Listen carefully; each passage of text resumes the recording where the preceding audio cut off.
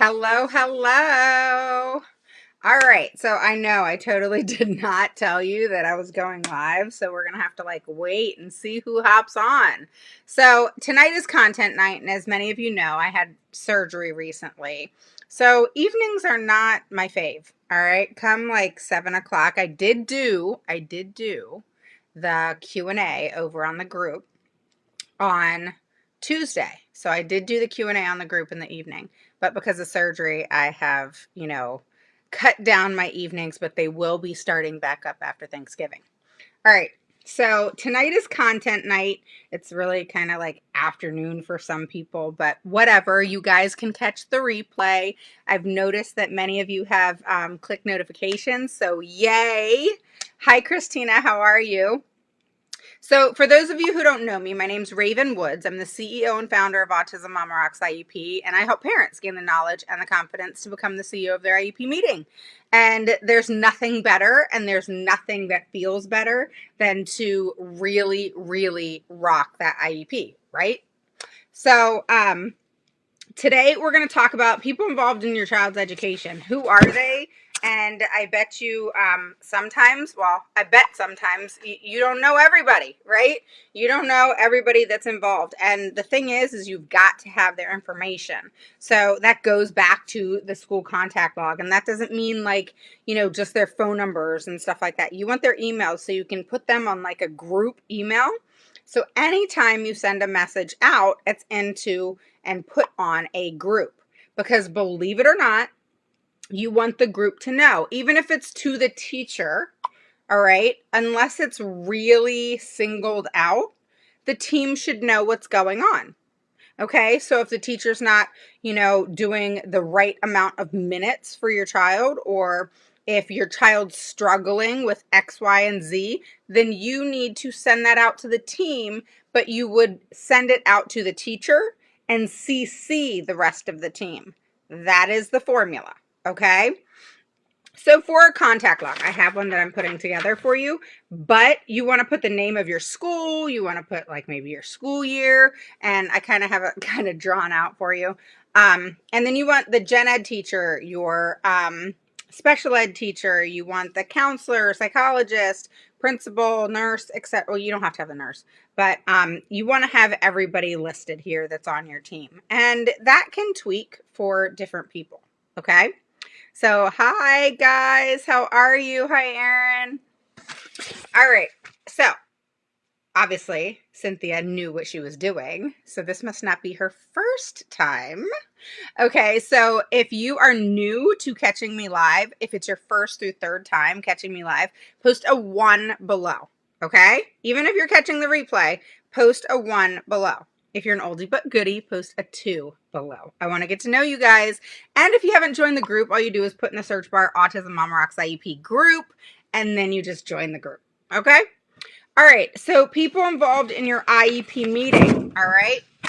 So let's just talk about your case manager first. Typically, not always, your case manager is the special education teacher. All right. That's the person who's going to be sending out most of the emails. Okay. That's the person who's going to give you copies of things. That's the person who's going to actually schedule the IEP meetings. That sometimes that's the person who's going to send out the meeting invite, and so on and so forth. Okay. So the next person that should be part of your team, okay, is your school psychologist. And that's the person who does not have to be at every IEP. And really, they only need to be at IEPs when you're discussing evaluations, meaning requesting evaluations or discussing evaluations that have been done, because they do, I would say, 85% of the evaluations, okay? So that's when you need the school psychologist there. All the other times, unless your child is, in counseling or seeing that psychologist on a regular basis, that psychologist does not need to be there, okay? Learning specialists, they're people, or it's even called assessment specialist. That's somebody that does assessment specifically. They actually typically will have a master's degree and they do assessment specifically. However, I like a psychologist to do my child's evaluations, and you actually have the option of stating that, that that's who you want to do your evaluations. Okay. And then obviously OT does OT, speech does speech. All right. Hi, Marlene. Yes, the paper trail. Hi, Carrie. How are you? Hi, Dawn.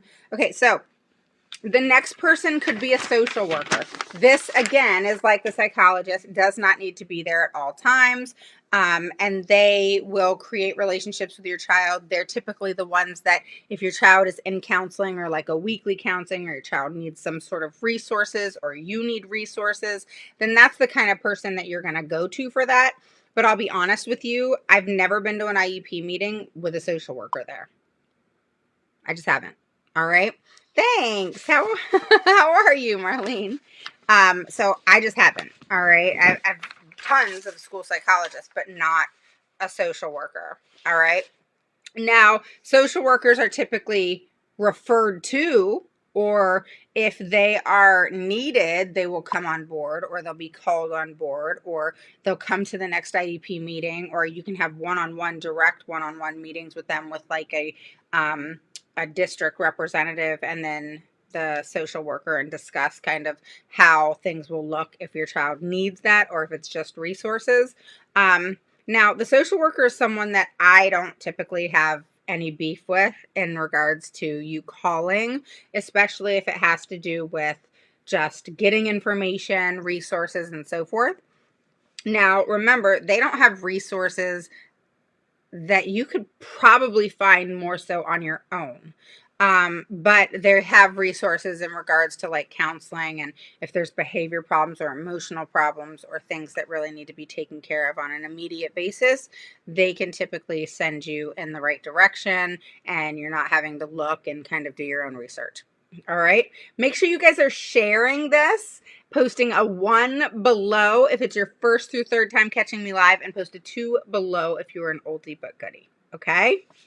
All right. So your regular education teacher, typically children with special needs are mainstreamed. You can call it integrated. You can call it all kinds of things. Bottom line, they're mainstreamed into the least restrictive environment. Okay, that's when your child is in special education, but then they also have classes or multiple classes in the special education setting, along with the gen ed setting. So they're mainstreamed from the special education setting to the gen ed classroom. Now you have special ed students who are in gen ed and go out to the special education classroom for, say, resource, or for specific assessments, or for certain classes, like maybe just math, or maybe just reading, or maybe both. But, or when they have too many sensory issues, and so on and so forth. So many different scenarios go on with special education. So depending on your child is how that will look. And really it's about them individually. So you want to focus on what situation, not emotional. You got to take your emotion out of this. Okay. I know it's hard as a parent because I dealt with it myself. And many of you know my story, and I went through 6.5 years of hell of trying to navigate and figure out the whole special education setting. When I go into IEP meetings, does it happen right away? Bam, done all the time? No. And any advocate that tells you that is full of you know what. But most of the time it does, and that's just because I've done this for a long time.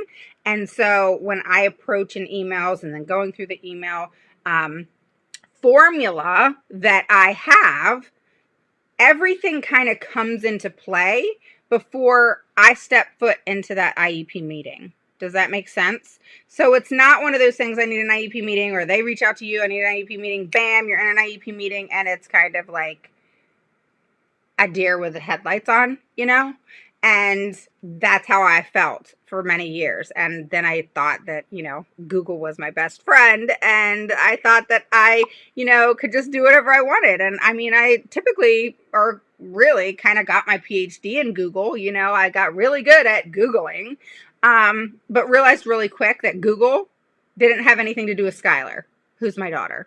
Okay. Google didn't give me the data on my child.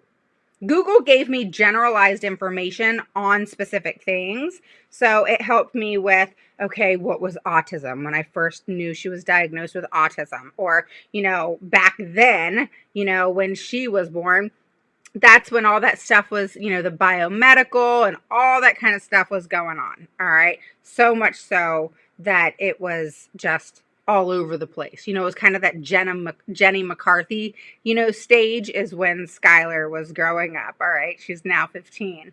And so that's how long I've been doing this, guys. I've been an advocate for a long time. And it's crazy because, it just kind of comes natural to me. Kind of like if you are a legal secretary, paralegal, or whatever it is you are, you've done it for so long, it's just, you can do it with your eyes closed kind of thing. And so my formula with emails is the same. I've figured out through trial and error, had nothing to do with my degrees, of what works and what doesn't, and then, going with what's going on. And then you have to figure out personalities and figuring out how to tweak your personality a little bit so that it helps and flows with somebody else's personality, because it's all about relationships in the sense of, you're going to go a lot further when you mesh in a certain way. That doesn't mean agree. That doesn't mean not go at it. That just means that you got to kind of get each other on at least a level that there's that respect, but you may not like each other. Make sense? So going back to people, in your IEP. All right, so you got the gen ed teacher, you have the special ed teacher who is typically your case manager, you have the school psychologist, you have social worker, right? You have an assessment and evaluation specialist who is in some schools there is not. Just like a BCBA, which is a board certified behavior analyst. That's a person that, creates, does FBAs, but also creates BIPs for children with behavior issues and all kinds of things. Bathroom plans, if your child's not potty trained. I always encourage, if your child's not potty trained, to have a BIP because it's so much more effective. All right. So if your child's not potty trained, you have to have an FBA and a BIP, because when school systems want to say, oh, we'll just put it into your IEP.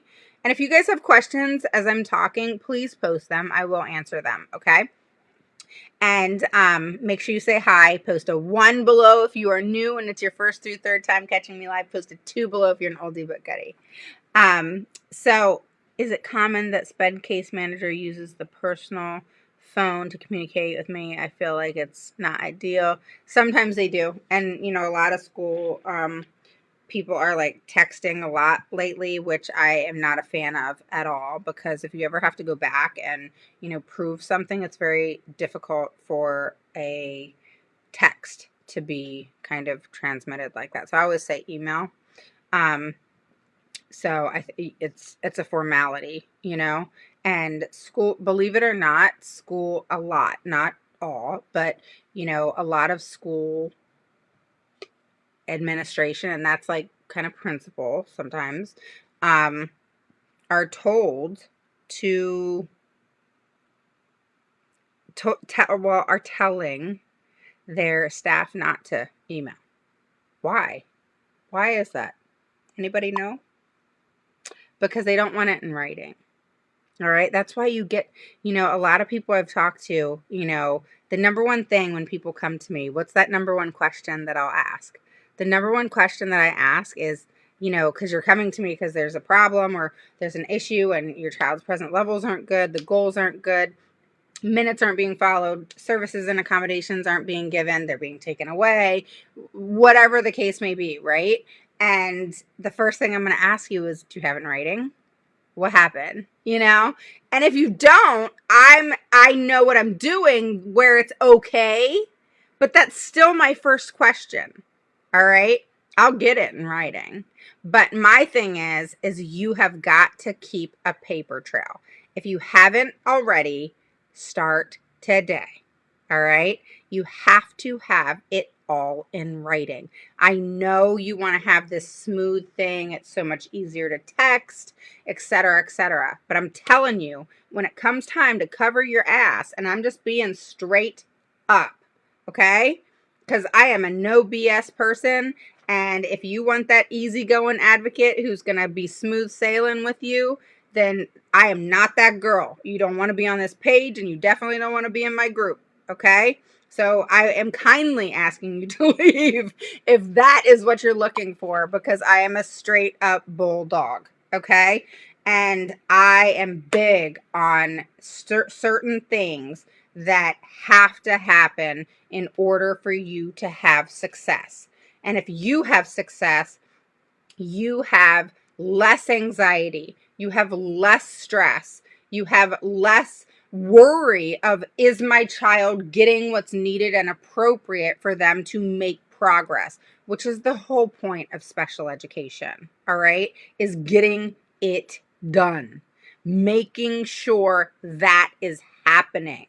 Because if your child is not making progress in lieu of their disability, FAPE is not being provided. I don't care what anybody tells you. FAPE is not being provided if your child has not made progress in lieu of their disability. No ands, ifs, or buts. Period. Okay? So if your child has made de minimis progress, it's a French word for very little. Kind of think of, turtle, of how they move. Well, if your child's making progress in like that way, that means de minimis, very little, very small. Okay? That's not okay. That's not effective. That doesn't mean that your child can't learn different than others. That doesn't mean that your child's not going to be 1 or 2 years behind. And to be honest with you, that's to be expected because they are special education, special needs students and that have disabilities. Okay. The goal is to close that gap. Okay. How do we do that? That's the biggest thing, is how do we do that? And how do we get the educators on board and working together as a team versus say they're working as a team and not really working as a team? Because my thing is, and how I was taught growing up, is actions speak louder than words. That's just it. Okay. So let's just take me for an example. Okay. I have a very high success rate. I think I've not done how I would want to have done once. Now, I did it for 6.5 years for myself with my child, but with clients once. I made all the mistakes on my child, which is why I want to help you, because I don't want you to go through the hell I did. And when I say hell, that's putting it lightly. I think I'd rather be in hell than the situation I was in, because she suffered for all that time, because she wasn't making progress for all that time. We had to make up for all that time. And you don't want to do that. I don't want you to do that. Okay? All right. So let's get the story straight. You ready to get the story straight? Okay. So getting your story straight is keeping in contact with the team at all times. All right. So if you go 3, 4, 5, 6 months or even a year and you just meet with the team every year because that's your annual, not okay. Not good. Not okay at all. That's bad. Okay? So if you're doing that now, stop today. Start something new. Every week you should be in touch with your team. Every single week. Okay? I am big. All right? Doesn't that sound like Julia Roberts in like Pretty Woman? I love that part. Big mistake, right? I love that part. Anybody else love that part? Okay. So, yeah, I crack myself up. If no one else laughs at me, I'm going to laugh at myself. Okay. So getting the story straight, you want to make sure that you're in touch with your team every week. And I mean it, your whole team, not just the teacher, your whole team. How many of you guys have had where you wanted to make a decision, right? I've even done this many times when I was screwing up. I was like, oh, let's just talk, me and the teacher, and let's figure this out and make it, happen, blah, blah, blah, right? Well, then it becomes, no, we have to decide as a team. Sometimes that sounds really stupid, and I'll tell you why. We have to decide as a team. A team. Okay, well, when has OT ever gone over to speech and said, nope, you can't make those goals? Or when has speech ever said to OT in an IEP or outside an IEP, nope, OT, you can't make those goals? They don't. But we got to make the decision as a team. Do you see how stupid that sounds? But that's how it works. But sometimes things just don't make sense and you just have to go with it. All right. As stupid as that sounds. All right. PT is not going to run over to speech and say, hey, speech, that's not a good goal. You need to change it.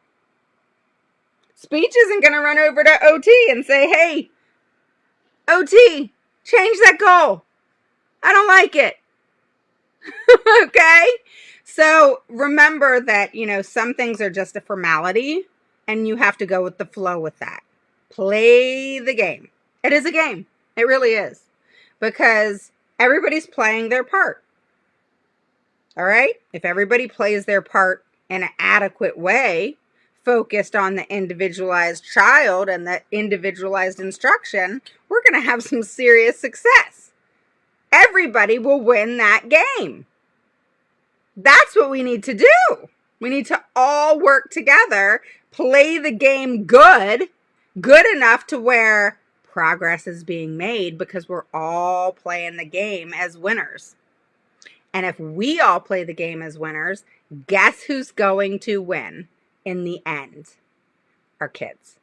All right? Because as a mom, I'm playing the game to win and I'm part of the team. The teacher's playing the game to win and doing her part, following that IEP, making sure goals change and don't stay the same all year. Just because an IEP is a yearly thing, that doesn't mean the damn goals stay the same all year, because if that child mastered those goals, change them. Have you ever gotten a phone call? Tell me, if you have one heck of a district and you need to stay in that district. Has anyone ever called you and said, hey, we need to have an IEP meeting because we need to get rid of 5 of these goals. Say it's 6 months into the year. We need to get rid of 5 of these goals because your child's mastered them. We need to change them up. Or do they leave it and say, at the end of the year, she's mastered it. He's mastered it.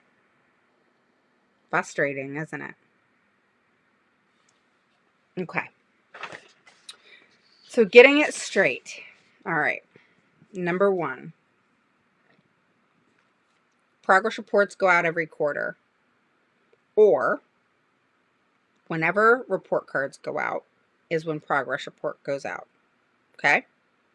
Never accept a progress report that just says the goal and a mastered, making progress, hasn't met, sufficient. What the hell's that? That didn't tell me nothing. No. If it's sufficient, tell me how it's sufficient. If it's making progress, show me. If they haven't made progress, why? Here's one thing I teach in my course, okay? For those of you who are new, again, post a 1 below if it's your first through third time, post 2 below if you're an oldie but goodie. But here's the thing if you're new. I have a course. It's called Rock the IEP. It's a great course. I teach you from the beginning, baby stage, preschool, all the way to the end and all the crap involved. And, one of the biggest things is knowing how to navigate and knowing that anything said to you, okay? Anything said to you by anybody on your team, you are to never Always answer a question. Answer their question with a question. Keep digging, always. They send you a question, you answer it with a question. They send you another question, you answer that with a question. Do you see what I mean? I call it hunting and gathering. Okay? You have to always, always, always ask questions. Only answer things when necessary. Always ask questions. Okay? Never accept another progress report that says sufficient, making progress, mastered, hasn't mastered. Now, you get something like that in writing for every single one. You're telling me my child mastered tying his shoes. Show me. Then you go test your child. You say that my child mastered carrying over in subtraction or whatever. Okay? Okay. Show me. Then you test your child. I think I've told you guys that, and if your child hasn't mastered something and it's time for them to master it, or they're not making sufficient progress, then guess what? What should your question be? Why? And I don't know, and we're working on it is not an okay answer. Do not accept answers that don't make you feel comfortable. If a question's asked about your child, you need to get a sufficient answer, an answer where you can digest it and it feels okay. It feels good. Okay, I got the answer. Whether it be a good or a bad answer, okay, I always say, if they're being honest, that's good, even if it's not an answer you like. All right, so if your child's not making progress and the teacher says your child's not making progress because, and it's sufficient and it makes sense to you and you can see that that's happening, then that's when you come together and say, okay, what do we need to do to fix this? What do we need to do to make this better? What do we need to do to eliminate this issue so that we can continue to make progress? Okay? So that's really, really important to understand. So always answer a question with a question. All right? Thank you, Del Rose. Hi, Cynthia. Hi, Lydia. How are you? I'm glad I've taught you a lot. That's what I want to do. That's good that they hate to see you coming. Oh, yeah, they hate me. I think at the end of the day, there's a respect factor. But yeah, they don't like that they're being challenged. It's great to see you too, Marlene. All right. So anybody joining, make sure you post a 1 below if you're new, first through third time catching me live. Post a 2 below if you're an oldie but goodie. Make sure to say hi and put in the search bar Autism Mom Rocks IEP group if you haven't joined the group. All right. Okay. So, let's talk about physical therapists. All right. Some people get what a physical therapist is supposed to do. Okay. That's not always my child can't walk. Okay. That can be low muscle tone. Okay. That can be that your child just has issues with certain type of physical activity, a specific area. All right. It's not just for children who can't walk. Okay. So know that anything physical is reference to PT. All right. Anything involving speech or eating has to do with a speech therapist. And anything fine or gross motor, writing included, all right, which is fine motor, make sure that that that's OT. So you got OT, PT, and speech. They all should be at your IEP. Here's the kicker. They don't have to be. And a lot of schools are having them there, okay? I will say, let's pick a date where they can come. All right. So don't accept that they don't have to by law be there in regards to the idea. All right. Know that you want them there because your child's in PT, speech, OT, dance therapy, music therapy, whatever. And you're willing to change the date so that you can accommodate them of when they can be there.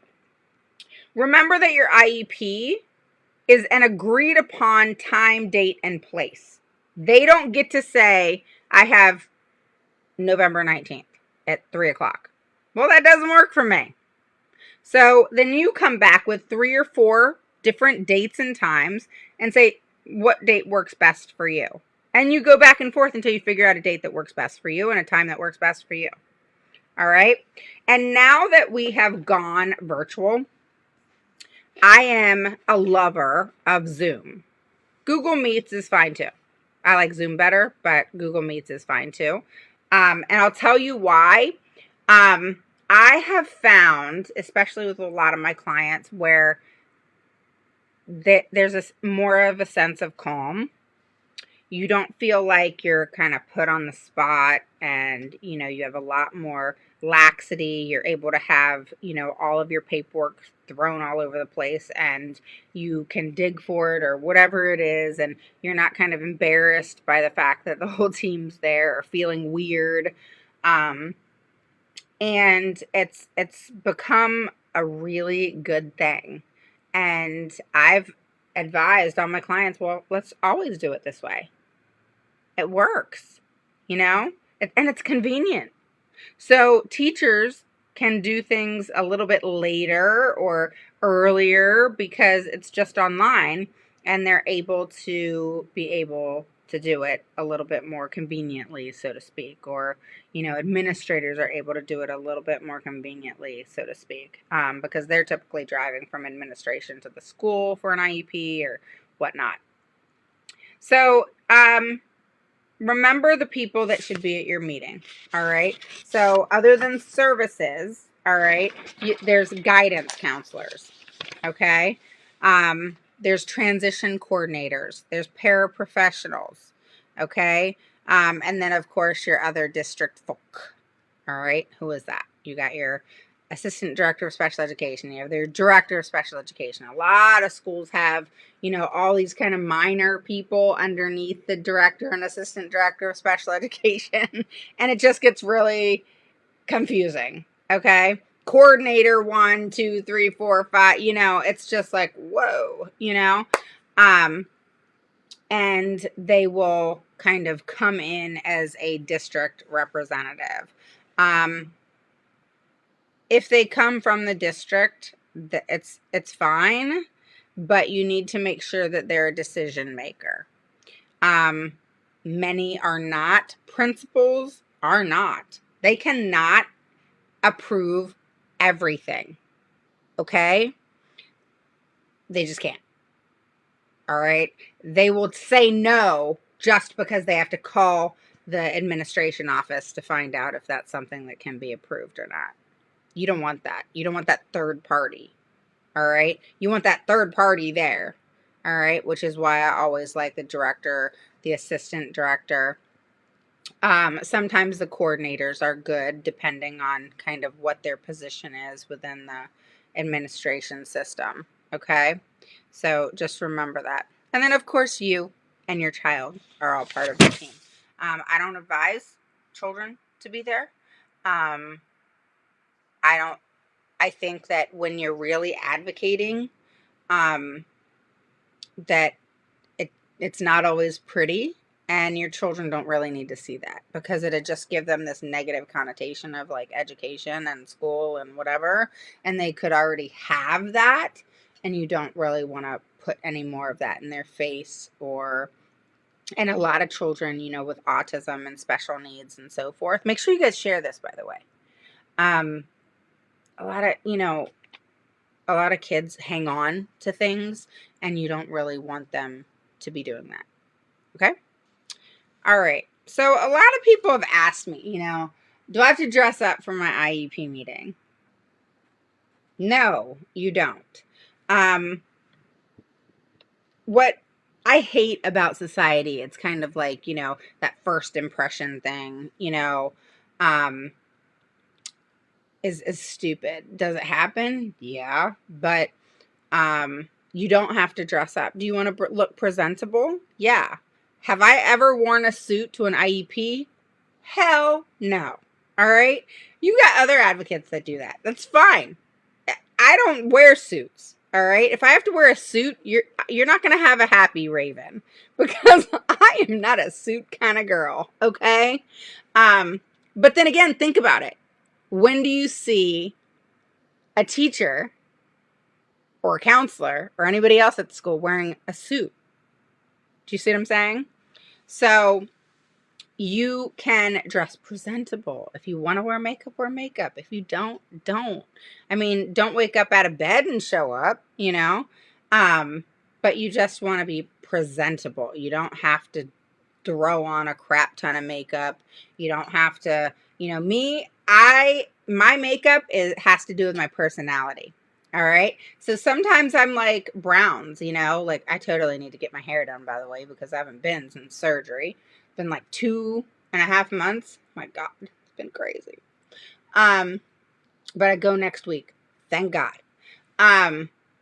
But I always do my makeup with my personality. So like today I feel bold. I had an IEP meeting this morning. I was ready to go and it was a good day. Yesterday it was more like pinks. What did I have yesterday? Yeah, it was like pinks, and I had a gray shirt on, this is just honestly, it's just a hang around the house shirt. I changed from my IEP meeting, but yesterday I just had a gray sweater on, and I had like pinker makeup on because it was more tone, so like I always change my makeup, my eye color, my lip color, whatever, to go with my personality. All right. So I always tell people, do you, because there's nobody better than you. All right. You're going to be your best when you are you, the natural you. All right. Not trying to show face at an IEP, and that not be you. All right. Because bottom line, at the end of the day, you know your child best and nobody's taking that from you. All right. And you're gaining the knowledge, all right, on how to become the CEO of your IEP meeting. All right. I went head to head with a director of special education yesterday. He and I really went at it for a second. But at the end of the day, like we went at it and it still went my way, but I still validated him, if that makes sense. He made a lot of good points. And I said, that really makes sense. Okay, yeah, let's do that. And, the evaluations I requested at first, they were kind of thrown back of, you don't get to say what evaluations. But then yesterday at the meeting, not only did they give me all the evaluations and this parent all the evaluations she requested, they actually went above and beyond and did more. I was floored and suggested more. So I thought that was really cool, where things kind of got a little testy, but then they came around. And when somebody in an IEP meeting says something that makes sense, I never not validate that. But it doesn't mean that I'm not going to go head to head with you either. You know very well that I'm not an agenda person. An agenda put into play during an IEP meeting, they'll say, oh, it just creates flow, blah, blah, blah. Well, then why does it have a time limit on it? That doesn't create flow. That makes me nervous. So I always disagree with agendas. I always agree with a flow. And I send out an email saying, here's the flow. All right. You always want to have a flow. So anyway, long story short, those are the people who are in your IEP meeting. All right. Or should be, minus the social worker, psychologist. Those are people who can be there at certain times, dependent on if they're needed. And involved in a BIP. Who's involved in an IEP is what Lydia says. BCBA. A BCBA is who should do a BIP. All right. Psychologists can do a BIP. Have I seen a BIP from a psychologist that is good? Very seldom. Very seldom. They're not taught. They're not taught how to write BCBAs, or they're not taught how to write a BIP. They're not taught how to write anything in regards to the ABCs, the antecedent, the behavior, the consequence, or even how to, it's like they just go by that. Here's the antecedent, what happens before the behavior, here's the consequence. But where's the teaching of how to not have the behavior and the consequence? The whole point of a BIP is to know what that antecedent is, which is before the behavior happens, all the sensory issues or the triggers that you see going on, etc. Before the behavior happens, what's going on, figuring that out and creating a plan of action to change how that child reacts to that whatever's going on, stimulation, sensory issue, whatever it is, so that a behavior, a negative behavior, does not happen. And there is no consequence, because you always want a positive. Okay? You always want a positive. You know, in the IEP meeting that I was in yesterday, I actually disagreed with the parent for a second. And I will call parents out on things that I feel are not going to be productive, but it's not like it sounds. So what I said is, you know, I think this would be a better way. What do you think about that? All right. So this is what it was. The child rushes through writing. Okay. So then his writing isn't legible. So mom was having him rewrite it. Well, so I thought about that for a second, and I thought about how, you know, he's not getting his work done and stuff like that. And then he's having to rewrite things because he's rushing through it because he didn't want to do it. And I'm thinking in my head, well, how can we resolve that? How can we, because it would piss me off if someone said rewrite it. So, and then that would create a negative thought process, a negative feeling inside, because I'm having to rewrite this crap that I don't even want to write in the first place, and that I rush through because I don't want to write it. So I thought about that, and I said, well, why don't we create some sort of incentive that if you do this, then you can have this. You know, you can have a break. You know, find out what that child is incentivized by, what makes them excited, what is it they will work for to do something the way you want them to do it. Okay? You want them to be excited about things. You want your kids to be excited about what's going on. So try to think about anything in the negative context of rewrite this, do this again, here's another piece of paper to redo, whatever the case may be. Think about how you can eliminate that negativity, still have them do what they need to do, but it be replaced with something positive that they'd rather work for. All right? Because if you said to me, hey, if you, let's just, I don't know, I don't even know what to say. I don't know. Like, I don't know what's an incentive for myself. But like, okay, let's just go with our kids, because I suck at that. So like, if you know you have a child, like, I'll just go with my own child, okay? So if I said Skylar, you know, she was on the treadmill today. She has a treadmill every morning. The child is more determined and focused and everything. I mean, she's more committed than, I'm like, how does she do this? She wakes up, gets right on the treadmill. Like, what the hell? Why can't I do that? So anyway, she likes to be on the treadmill. She likes to do it for an hour. All right. Well, if she doesn't wake up on time, she can't do it for an hour. So instead of saying you can't do the treadmill, I say, well, let's do this. Let's set our alarm clock for about 15 minutes earlier, and then you can do the treadmill for a whole hour.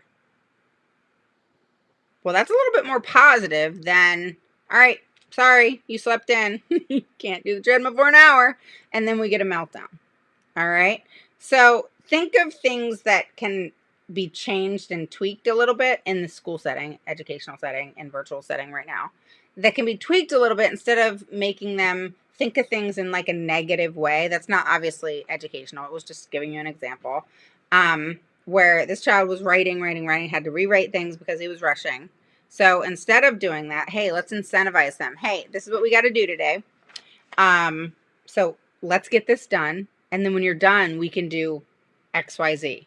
So if they like to play video games, okay, and say you're not a fan of that happening all the time, make it to where, they get to do it for 15 minutes, 20 minutes or whatever, because they finished that work. It's a decompression time. It's something they enjoy. It's something they're working towards because they're not really wanting to do that work.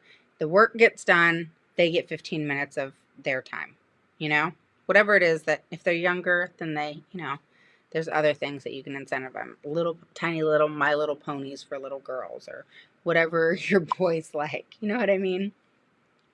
All right.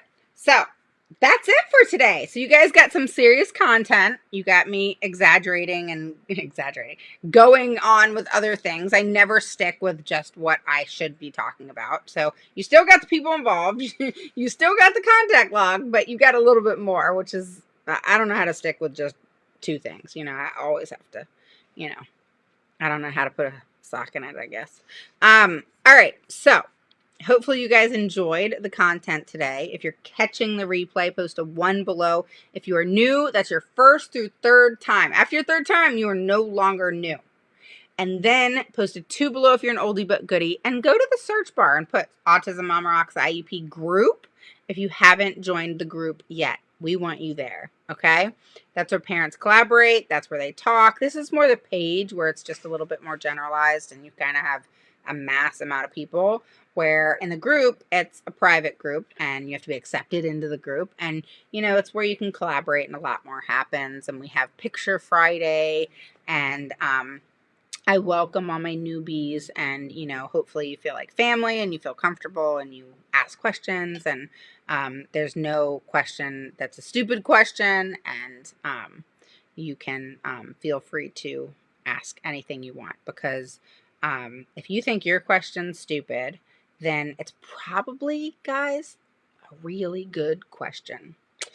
And that's just what I found, that a lot of people are like, I'm probably stupid. I don't know why I don't know this, but can you help me and answer this? And usually it's a really, really good question. And I'm like, why did you feel like you couldn't ask that? So always feel like you can ask anything and don't let anybody make you feel otherwise. Okay? So I will talk to you guys soon. Oh, I'll have to rewatch. Hi, Amanda. I would love to hear what you said about the contact log because I have to do that as a teacher. Yeah, basically what I said, Amanda, is having a contact log is something for the parents. I said more so with emails, that having the whole team together.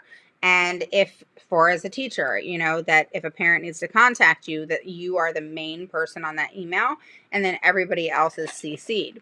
I'm a firm believer of the whole team needs to know what's going on with that child because we all work together and things that are affecting a child in one area can also affect them in another area. And so I always do that. And then whoever the email's directed to, okay, is the person who then responds.